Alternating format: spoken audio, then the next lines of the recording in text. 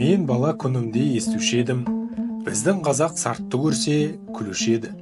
Енең дұрайын кең қолтық, шүлдіреген тәжік, арқадан үй төбесіне саламын деп қамыс артқан, бұтадан қорыққан, көз көргенде әка үка десіп, шығып кетсе қызым боқтасқан.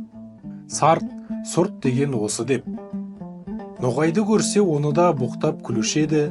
Түйеден қорыққан ноғай атқа мінсе шаршап, жаяу жүрсе демін алады. Ноғай дегенше, ноғай десеңші. Түкке ыңғайы келмейді, солдат ноғай, қашқын ноғай, башалшық ноғай деп. Орысқа да күлуші еді, ауылды көрсе шапқан, жаман, сасырбас орыс деп. Орыс ойына келгенін қылады деген, не айтса соған нанады, ұзын құлақты тауып бер депті деп. Сонда мен ойлаушы едім, ей Құдай-ай, бізден басқа халықтың бәрі антұрған, жаман келеді екен. Ең тәуір халық біз екенбіз деп. Әлгі айтылмыш сөздерді бір үлкен қызық көріп, қуанып күлуші едім. Енді қарап тұрсам, сарттың екпеген егіні жоқ, шығармаған жемісі жоқ, саудагерінің жүрмеген жері жоқ, қылмаған шеберлігі жоқ.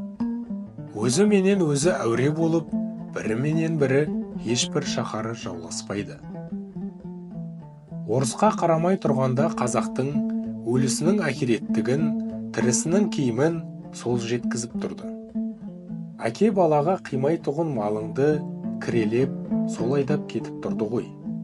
Орысқа қараған соңда орыстың өнерлерін бізден олар көп үйреніп кетті. Үлкен байлар да, үлкен молдалар да, ептілік, қырмызылық, сыпайылық бәрі соларда. Ноғайға қарасам солдаттыққа да шыдайды, кедейлікке де шыдайды. Қазаға да шыдайды, молда, медресе сақтап, дін күтуге де шыдайды. Еңбек қылып, мал табудың да жөнін солар біледі. Салтанат, әсемде соларда. Оның малдыларына құзғын тамағымыз үшін біріміз жалшы, біріміз қош алушымыз. Біздің ең байымызды сәнің шақшы аяғың білән пішіратырға қойған иден түгіл шық, сасық қазақ деп үйінен қуып шығарады. Оның бәрі бірін бірі қуып қор болмай, шаруа қуып, өнер тауып, мал тауып, зор болғандық әсері. Орысқа айтар сөзде жоқ, біз құлы, күңі құрлы да жоқпыз. Бағанағы мақтан, бағанағы қуанған, күлген сөздеріміз қайда?